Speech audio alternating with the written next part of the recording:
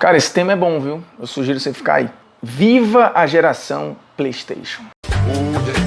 Nunca pensei em ser perfeito, mas vou correr pelo direito.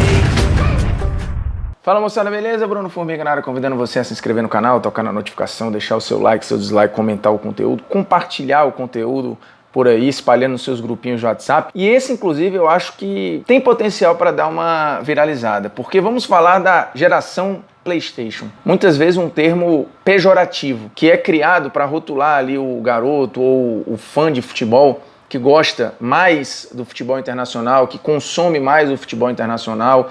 É uma geração que já nasceu hiperconectada, que está sempre muito vidrada a dados, a números, a perfis de Instagram, a canais do YouTube, que fala com muita facilidade de futebol internacional, como muitos torcedores falam do Campeonato Brasileiro. E são garotos, na verdade, alguns já entraram na fase adulta, tá? Para deixar muito claro aí, a geração PlayStation não é tão recente assim não. E essa galera hoje tem muitas opções de jogos de videogame e jogos de verdade. Nunca o cardápio foi tão vasto. E aí, por que surgiu esse assunto? Eu participei esses dias de uma live com o pessoal do Futuri, que é um projeto independente absurdo, né, para falar de futebol pelo futebol. Inclusive o lema deles é Pense o Jogo, então é uma análise sempre muito profunda. Eles começaram pequenininhos e hoje já são bem grandes para esse nicho. E aí, em determinado momento, o Gabriel, que comandava a live, me perguntou quando que eu achava que tinha começado essa demanda por análise tática no futebol brasileiro. Em qual momento as emissoras, sejam as abertas ou as fechadas,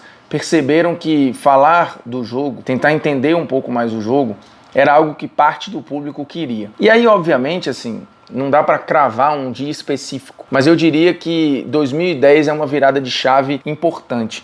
E aí, por que eu falo de uma virada de chave importante? Porque a partir dali, e aí você tem o auge depois, né? Um ano depois do Barcelona do Guardiola, você tem pouco tempo depois a ida do Neymar para a Europa, você tem de fato a consolidação ali de 2010 para cá da era Messi, Cristiano Ronaldo. E isso, obviamente, vai fazendo com que você queira entender um pouco mais o jogo, como que o Barcelona jogava dessa forma, como pode o Barcelona pegar, por exemplo, o Santos, o melhor time da América do Sul, e colocar no bolso de uma forma que o adversário não consegue jogar. Então as pessoas começaram a querer entender aquilo. E quando eu falo do impacto da geração PlayStation, é porque essa turma, essa galera nunca teve acesso a tantos dados, tantas estatísticas, tantos modelos de jogo. E aí eu até brinquei na live, mas não é uma loucura. Você ver o jogo pelo PlayStation ou comparar o jogo de videogame, seja o FIFA, seja o PES, com o jogo de verdade, aquela inteligência artificial, ela sim reproduz o jogo muito bem. E aí os moleques ali conseguem perceber, até porque eles estão comandando, como se comporta um zagueiro, um lateral, um meia, um atacante. Começa a entender no intervalo, porque tem lá percentual de posse, chances de gol. Então o garoto vai entendendo que existe um futebol melhor e mais bem apurado em termos de dados, de números, de entendimento. Isso sem contar a facilidade hoje com que um moleque desse, e isso a minha geração já pegou um pouco, se você tá de saco cheio daquela transmissão, ou tá achando ruim, ou não tá conseguindo ver o jogo, você consegue um link rápido no YouTube e vai ver uma transmissão internacional. Você cai e viraliza muito rapidamente, como viralizou o vídeo do Henry explicando como jogava o Barcelona no Guardiola, isso viraliza muito rápido na internet. Então é fácil hoje no YouTube eu ver programas, como se consome futebol na Espanha, na Argentina, na Itália, na Inglaterra. E aí eu vou vendo, cara, por que aqui não é assim? Por que os caras conseguem explicar didaticamente, de uma maneira até legal, visualmente falando, os times? Eu consigo entender mais o jogo com esse inglês falando, com esse espanhol falando, e aqui eu não consigo. Isso sem contar que o fato de ter muita competição internacional hoje e os moleques entenderem, eles jogam Futebol Manager, eles jogam o FIFA, jogam o PES, eles sabem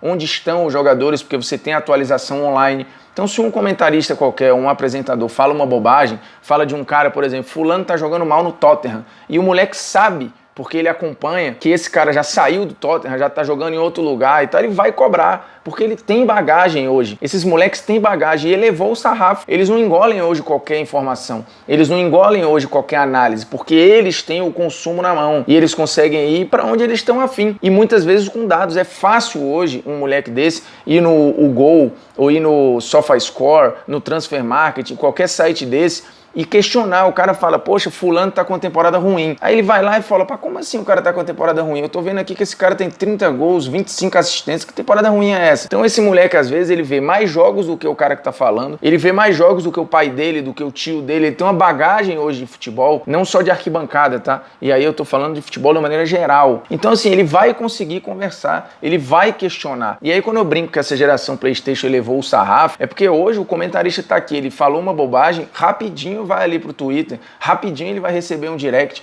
porque os caras estão antenados, é uma geração muito conectada. E essa conexão fez com que esse pessoal tivesse contato com um futebol melhor, mais apurado, com mais informações, como eu disse, e eles queriam ver isso aqui. Pô, eles querem ver o time deles e muitos torcem para um time de fora, um time do Brasil. E aí ele fala, pô, eu quero a análise do Flamengo do mesmo jeito que os caras fazem a análise do Barcelona. Por que eu não consigo entender a movimentação de fulano e beltrano no meu time e eu consigo entender a movimentação de fulano e beltrano jogando, sei lá, às vezes jogando no West Ham e eu não consigo ter isso aqui? Por que tem essa diferença? E naturalmente também eles entenderam, eles perceberam que um jogo de quarta-feira à tarde da Liga dos Campeões é completamente diferente de um jogo de quarta à noite do Brasileirão. E aí o moleque fala, vem cá, tem uma coisa errada aí. Por que o ritmo parece ser outro? Por que o nível de acerto e erro é completamente diferente? Parece outro esporte. E aí eles vão buscando entender. Então assim, eu até falei, escrevi isso no blog do Esporte Interativo, falei isso na live lá com o Futuri. Ao invés de você rotular essa geração e falar isso é um bando de nerd, que é um monte de garoto de condomínio que só joga PlayStation, não entende nada de futebol. Primeiro que eles entendem e eles consomem futebol de um jeito deles e são consumidores. Tanto que se você olhar hoje, se você for ver pesquisas na Centauro, nas grandes lojas de venda de camisa, vai bater entre as 5, 6 mais vendidas a cada ano. Você vai ter pelo menos 2, 3 camisas de times internacionais. Recentemente o UOL fez uma matéria sobre o assunto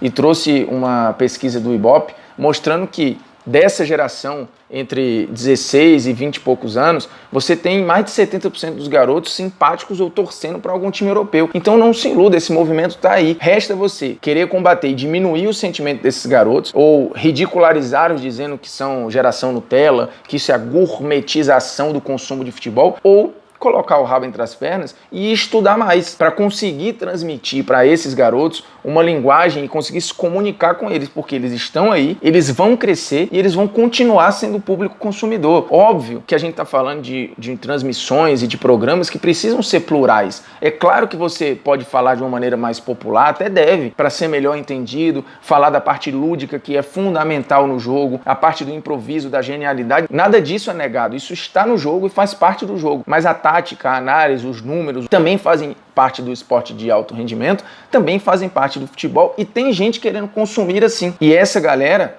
só cresce. É óbvio que ainda é difícil imaginar que a gente vai ter a estrutura que a Sky Sports tem para fazer análises táticas e tudo, mas eu acho que o próximo passo é transformar a análise, falar mais do jogo de uma maneira mais tecnológica e atrativa. Porque não adianta eu usar os termos e falar do jogo com profundidade e isso não ser atrativo para quem está olhando. Eu acho que o nosso próximo passo é tentar usar a tecnologia para cativar essas pessoas de uma maneira didática, interativa, bonita de ver, mas que seja informativa. Agora, não dá para ignorar, assim, você pode querer ridicularizar os caras e diminuí-los enquanto torcedor, eu acho que é burrice, porque eles são parte do público consumidor e não se iluda, eles fazem com que o nível suba nas transmissões de informação, de exigência, de análise, porque é aquilo. Você tem dois caminhos, ou você melhora e procura entregar um produto melhor para essas pessoas e não só para eles, ou você, como não está no nível ou como não tem essa bagagem, dizer que não, isso aí tudo é bobagem, prefiro falar do meu jogo, às vezes imaginário aqui, que é só improviso